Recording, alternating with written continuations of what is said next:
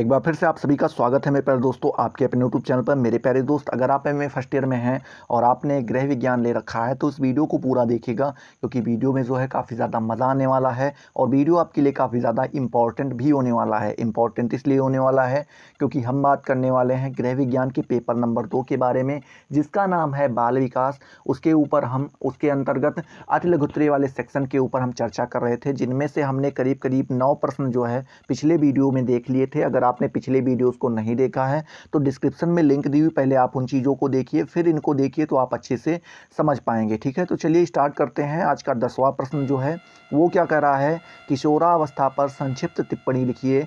तो हम देख सकते हैं मानव विकास में इस अवस्था का सबसे अधिक महत्व है। मतलब अगर जो आदमी होता है जब वो डेवलप करता है, विकास करता है, तो उसके पूरे जीवन में जो सबसे इम्पोर्टेंट डेवलप और जिसमें सबसे तीव्रता पाई जाती है वो किशोरावस्था ही होती है। इसमें मनुष्य आगे चलकर क्या बनेगा निर्भर करता है। जब बालक कोई मनुष्य है, जब वो किशोरावस्था में पहुंचता है तो वो क्या बनने वाला है, डॉक्टर, इंजीनियर, बिजनेसमैन या कोई सरकारी नौकरी करने वाला, जॉब करने वाला है, या प्राइवेट सेक्टर में जाने वाला है, या कुछ नहीं करने वाला है। ये सब कुछ यहीं पे निर्धारित होती हैं, कब? किशोरावस्था में ही। यह अवस्था 13 से 21 वर्ष तक की होती है। मतलब ये वो अवस्था कब तक मानी जाती है? 13 साल से बच्चा जब 13 साल में पहुंच जाता है तो वहाँ से किशोरावस्था स्टार्ट होती है और 21 वर्ष तक पहुँचते पहुँचते उसकी किशोरावस्था क्या हो जाती है? समाप्त हो जाती है।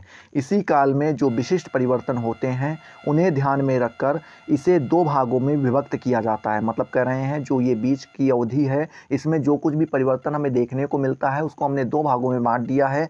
पहला है पूर्व किशोरावस्था और दूसरा आप कहा जाता है उत्तर किशोरावस्था। ठीक है, वया संधि के बाद 16 वर्ष तक की अवस्था पूर्व किशोरावस्था तथा इसके बाद की अवस्था उत्तर किशोरावस्था कहलाती है। मतलब 13 से लेकर के और 16 वर्ष तक की आयु जो होती है वो पूर्व किशोरावस्था कहलाती है और 16 से 21 तक की आयु जो होती है वो उत्तर किशोरावस्था कहलाती है। इस अवस्था में 2 प्रकार के विकास स्पष्ट दिखाई पड़ते हैं। पहला तो आपको कामुकता का विकास दिखाई पड़ेगा और दूसरा सामाजिकता का विकास भी ज़्यादातर दिखाई पड़ता है। तो यहाँ पे 2 मुख्य इंपॉर्टेंट विकास जो डेवलप होते हैं वो दिखाई पड़ते हैं। पहला कौन सा है? कामुकता का विकास, और दूसरा है सामाजिक विकास। ये दोनों विकास जो है बच्चे के अंदर देखने को मिलता है। कामुकता का मतलब हुआ काम भावना की अधिकता पाई जाने लगती है, और सामाजिकता का मतलब हुआ जो बच्चा होता है वो समाज से मिलने लगता है और उसमें अपना स्थान बनाने लगता है। ठीक है, इन दोनों विकास में कामुकता का विकास प्रभावी होता है। जो कामुकता का विकास होता है मेरे प्यारे दोस्त, वो सबसे ज़्यादा प्रभावी होता है, क्योंकि आधा से ज़्यादा 80% जो लड़के होते हैं या लड़कियां होती हैं वो इसी अवस्था में ही गड़बड़ करते हैं अपना मामला, और यहीं से उनका जीवन जो है एक अंधेरी की ओर चला जाता है। यहीं अगर वो अपना जीवन सुधार लें तो पूरा जीवन उनका उजालामय रहता है। कामुकता के आगे किशोर सामाजिक नैतिकता भूल जाता है। मतलब जब उसके अंदर ऊपर कामुकता हावी होती है, काम भावना हावी होती है, तो वो सामाजिकता कभी कभी ऐसा होता है कि वो भूल जाता है, और आपने ऐसे बहुत सारे केस देखे होंगे अपने आसपास। ठीक है, देखते हैं 11वां नंबर प्रश्न। 11वां नंबर प्रश्न लिखा है प्रौढ़ अवस्था से क्या आशय है आपका। मतलब यहाँ पे पूछ रहे हैं कि प्रौढ़ अवस्था से आपका क्या आशय बताना है। तो यह अवस्था 21 से 40 वर्ष तक मानी जाती है। इसको अगर अंग्रेजी में कहें तो मैच्योरिटी कहते हैं। जैसे आप कहते हैं ये बच्चा मैच्योर नहीं है अभी, इससे कोई बात कहने लायक नहीं है, नहीं तो ये सबसे गा देगा। तो जो मैच्योरिटी होती है उसी को हम प्रौढ़ अवस्था कहते हैं। ये बालक जब 21 वर्ष में प्रवेश करता है तो वहाँ से उसका प्रौढ़ावस्था स्टार्ट होता है और 40 वर्ष तक उसका प्रौढ़ावस्था रहता है। इस अवस्था में मनुष्य महान उपलब्धियां की तरफ अग्रसर होता है। मतलब जब 21 साल से आगे बढ़ता है तो वो महान उपलब्धियां जो उसके जीवन का मुख्य लक्ष्य होता है उसके तरफ वो बढ़ता है। वह जीवन की विविध परिस्थितियों में से समायोजन स्थापित करके योग कुशल नेता, प्रशासक, कवि, लेखक, डॉक्टर, इंजीनियर आदि बनता है। उसका ज्ञान परिपक्व होता है। मतलब कह रहे हैं कि जो कुछ भी उसको बनना होता है वो आके प्रौढ़ावस्था में बनता है। किशोरावस्था में वो अपना टारगेट फिक्स करता है और प्रौढ़ावस्था में जाके उसको प्राप्त कर लेता है, चाहे वो कि कवि बनना चाहता हो, लेखक बनना चाहता हो, डॉक्टर बनना, प्रशासक बनना, इंजीनियर बनना, नेता बनना, कुछ भी बनना चाहता है, वो जाके वो प्रौढ़ावस्था में ही बन पाता है। ठीक है, बात करें 12वां नंबर प्रश्न में प्यारे दोस्त, तो 12वां नंबर प्रश्न कह रहा है शारीरिक विकास की मध्यावस्था पर संक्षिप्त टिप्पणी लिखिए। तो इस अवस्था को 41 से 60 वर्ष तक की अवस्था माना जाता है। जो शारीरिक विकास की मध्यावस्था होती है, इसलिए कब से कब तक मानी जाती है, तो 41 साल में जब मनुष्य जाता है वहाँ से स्टार्ट होती है और 60 वर्ष तक ये चलती है। इसमें मनुष्य अपने पूर्व काल के जीवन के अनुभवों को व्यवहारिक जीवन में उतारना चाहता है। मतलब कह रहा है कि जो उसने जीवन जिया है 41 साल के पहले, 40 साल तक जो जीवन जिया है, उसमें जो उसने अनुभव प्राप्त किए हैं उन सारी चीज़ों को क्या करता है, अपने जीवन में उतारता है। जो जो गलतियाँ उसने की है वो अपने से छोटे वालों के साथ नहीं होने देना चाहता है, क्योंकि उसे पता है कि इसका अंजाम क्या होने वाला है। इसीलिए आपके दादाजी, पापा जी, मम्मी जी सभी लोग क्या करती हैं, काफ़ी ज़्यादा आपके ऊपर दबाव बनाती हैं, रोकती हैं कि ये काम मत करना। ठीक है, बात करते हैं अवस्था। इस अवस्था में स्त्री पुरुष में संतान उत्पन्न करने की क्षमता समाप्त हो जाती है। मतलब जो माँ के अंदर पुत्र जन्म की क्षमता होती है और जो पिता का सहयोग होता है, ये सारी चीज़ें इस उम्र में समाप्त हो जाती हैं। यह जीवन के प्रति तटस्थ हो जाता है। मतलब ये जीवन के लिए ही केवल रहता है, बस वो अपने परिवार में संबंध समायोजन बनाए रखता है। इसमें शारीरिक ह्रास भी शुरू हो जाता है। मतलब उसको शारीरिक रूप से कमजोरी दिखाई पड़ने लगेगी, चेहरे पे झुर्रियाँ दिखाई पड़ने लगेंगी, झुक के चलने लगेगा। ये सारी अवस्थाएं यहाँ पे स्टार्ट हो जाती हैं। व्यक्ति की रुचियों में परिवर्तन आता है और वह यथार्थवादी हो जाता है। मतलब जैसे जो जोश और जो रुचि, जो इंटरेस्ट बालक के अंदर किशोरावस्था और प्रौढ़ावस्था में होती है, वो चल के आगे जब मध्यावस्था में पहुंचता है वहाँ पे सारी चीज़ें समाप्त हो जाती हैं। अगर कोई गाली दे रहा है तो कहता है अरे देने दो, अभी शांत हो जाएगा। ठीक है, अगर यही किशोरावस्था में होती तो आप तुरंत उससे लड़ाई कर लेते। ये सारी चीज़ें हमें देखने को मिलती हैं। इस अवस्था में आकर इंद्रियों में शिथिल हो जाने के कारण एकांतवादी सुखी एवं शांतिमय जीवन व्यतीत करना चाहता है। मतलब कह रहे हैं कि इस अवस्था में जो उसकी इंद्रियां होती हैं वो शिथिल मतलब हो जाता है, थम जाती हैं, और इसी के कारण वो एकांत में अपना जीवन व्यतीत करना चाहता है, सुखी जीवन व्यतीत करना चाहता है। और शांतिमय जीवन मतलब उसके जीवन में शांति हो, कोई कलेश ना हो, ये सारी चीज़ें वो नहीं चाहता है और अच्छा जीवन जीना चाहता है। सामाजिक बंधन के प्रति उसकी आस्था मजबूत हो जाती है। मतलब वो पूरे समाज को लेकर के चलने लगता है। वहाँ पे खुद की गर्ज समाप्त हो जाती है, स्वार्थ जो होता है वो समाप्त हो जाता है, और आध्यात्मिकता के प्रति उसके हृदय में रुझान यहीं से पैदा होने लगती है। मतलब कह रहे हैं 41 से 60 वर्ष की जो आयु होती है, इसमें जो मनुष्य होता है वो क्या हो जाता है, उसकी जो रुचि है वो क्या होने लगती है, जो उसका रुझान है वो आध्यात्मिकता की ओर ज़्यादा बढ़ने लगता है, पूजा पाठ में ज़्यादा मन लगने लगता है। यह अवस्था मनुष्य को सांसारिक बिलगाव की तरफ ले जाती है। मतलब कह रहे हैं कि जो ये अवस्था होती है ये मनुष्य को धीरे धीरे करके सांसारिक जो बिलगाव है उसके तरफ क्या करती है, ले जाती है। ठीक है, आगे देखते हैं मेरे प्यारे दोस्त 13 नंबर प्रश्न। 13 नंबर प्रश्न कह रहा है शारीरिक विकास के क्या नियम है आपको यहाँ पे बताने हैं। तो शरीर के अंगों का विकास अलग अलग होता है। मतलब हर अंग का अलग डेवलप होता है, अलग तरीके से डेवलप होता है, अलग तरीके से विकास होता है, ग्रोथ होता है। विभिन्न अवस्थाओं में पहुंचकर शरीर के विभिन्न अंग क्रियाशील होते हैं। मतलब कह रहे हैं कि बालक जो होता है वो जैसे जैसे जिन जिन अवस्थाओं में जाता है, बाल्यावस्था, किशोरावस्था, प्रौढ़ावस्था, मध्यावस्था, ये जैसे जैसे जिन जिन अवस्थाओं में जाता है उसी हिसाब से उसके अंग जो हैं क्या होते हैं, डेवलप होते हैं, विकसित होते हैं। शरीर के कुछ अंगों का विकास कई गुना अधिक हो जाता है। मतलब कुछ ऐसे अंग भी होते हैं जिनका, जैसे आदमी के जो दाढ़ी होती है वो निकल आना, ये काफ़ी ज़्यादा स्पीड में निकलने लगती है। जब वो कब पहुंच जाता है मेरे प्यारे दोस्त, जब वो उत्तर किशोरावस्था में पहुंचता है तब। ठीक है, जबकि दूसरे अंगों का विकास उतना अधिक होना संभव नहीं है।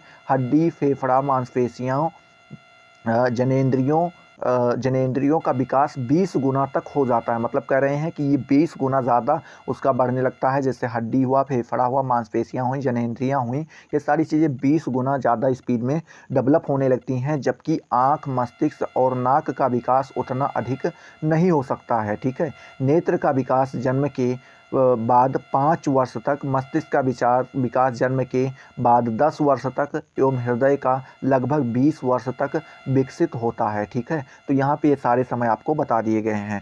देखते हैं 14 नंबर प्रश्न। 14 नंबर प्रश्न कह रहा है मेरे प्यारे दोस्त, गर्भावस्था में विकास किस प्रकार होता है। तो गर्भावस्था में विकास कुछ इस प्रकार से होता है, हम देख सकते हैं। जैसे यहाँ पे पहला यहाँ पे देखने को मिल रहा है कि जन्म से भ्रूण में विकास होता है। इसमें विकास का एक नियम होता है। ठीक है। दूसरा यहाँ पे देखने को मिल रहा है, पहले विकास तीव्र गति से होता है, बाद में विकास की गति मंद हो जाती है। तीसरा देखने को मिल रहा है, शरीर की लंबाई 7 गुना से अधिक होती है। चौथा देखने को मिल रहा है, तीसरे माह लंबाई 3.5 इंच और भार जो है 3/4 औंस तक बढ़ जाता है। बात करें पाँचवें माह में लंबाई 10 इंच, भार 9 से 9.5 पाउंड हो जाता है। और 10वें मास में लंबाई 20 इंच और भार जो है कहाँ से 9 से 9.5 पाउंड हो जाता है। और 14वें सप्ताह शिशु की धड़कन सुनाई देती है। ठीक है।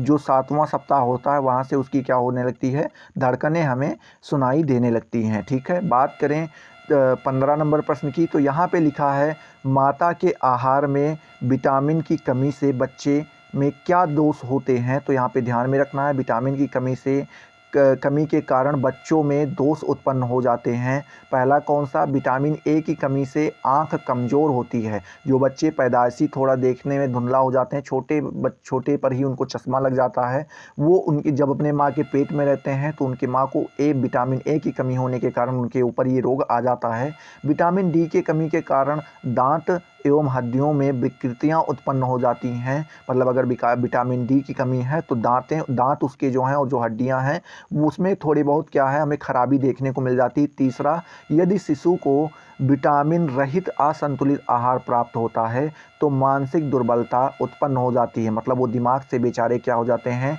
कमज़ोर हो जाते हैं। और चौथा नंबर देखते हैं, विटामिन के अभाव में गर्भपात एवं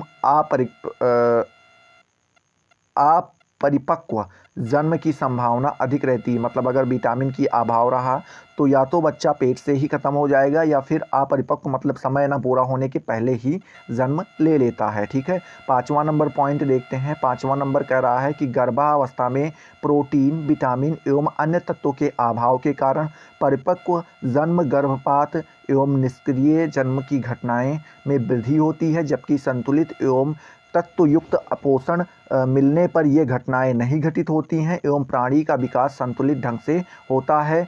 ऐसा ही एबिल्स ने कनाडा की गर्भवती महिलाओं का अध्ययन करके परिणाम प्राप्त किया है। किसने, एवलिस ने ऐसा किया। कनाडा की एक गर्भवती महिला थी, उसके ऊपर जब क्या उन्होंने अध्ययन किया तो उसके ऊपर उसका जो परिणाम है वो यहाँ पे देखने को मिला है। ठीक है। देखते हैं 16वां नंबर प्रश्न।